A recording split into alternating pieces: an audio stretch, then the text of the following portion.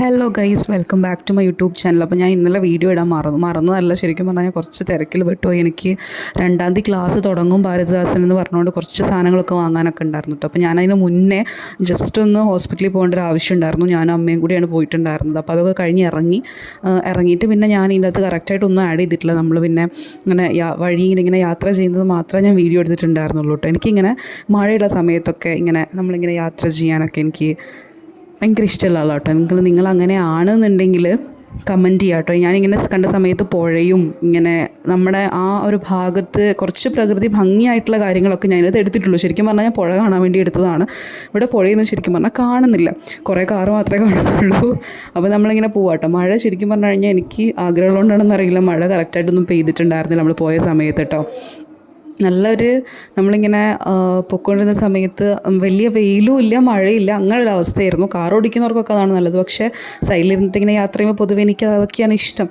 അപ്പോൾ അമ്മ അപ്പുറത്തിരുന്നിങ്ങനെ പറയുകയാണ്, നമ്മളിങ്ങനെ പോകുന്ന സമയത്ത് നമ്മുടെ കനോലി പ്ലോട്ടിൻ്റെ ഭാഗമുണ്ട് നിലമ്പൂർ വരുന്ന സമയത്ത്.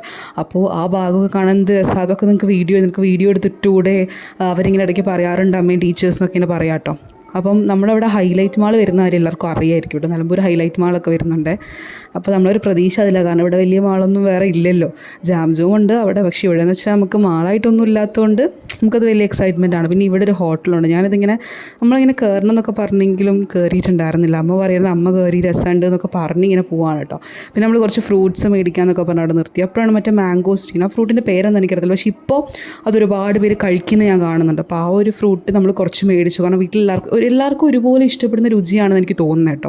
അപ്പം നിങ്ങൾക്ക് ഇഷ്ടമാണെങ്കിൽ നിങ്ങൾ കമൻറ്റ് ചെയ്യുക. പിന്നെ നമ്മൾ തിരിച്ചു പോയി അവിടുന്ന് കുറച്ച് ചിക്കു അല്ല റംബൂട്ടാൻ മാറിപ്പോയി, മാംഗോസ്റ്റീനും റംബൂട്ടാനൊക്കെ വാങ്ങിച്ച് നമ്മൾ പിന്നെ തിരിച്ച് വീട്ടിലേക്ക് ഈ വഴി കേട്ടോ. അമ്മ പറഞ്ഞ കനോലി പ്ലോട്ടിൻ്റെ ആ വഴി നല്ല രസമില്ലേ കാണാൻ. അപ്പോൾ ഞാൻ ആ വഴി വെറുതെ അമ്മ പറഞ്ഞപ്പോൾ എൻ്റെ ഫോണിലായിട്ട് ഇത്ര ക്ലാരിറ്റി ഒക്കെ ഉള്ളൂ.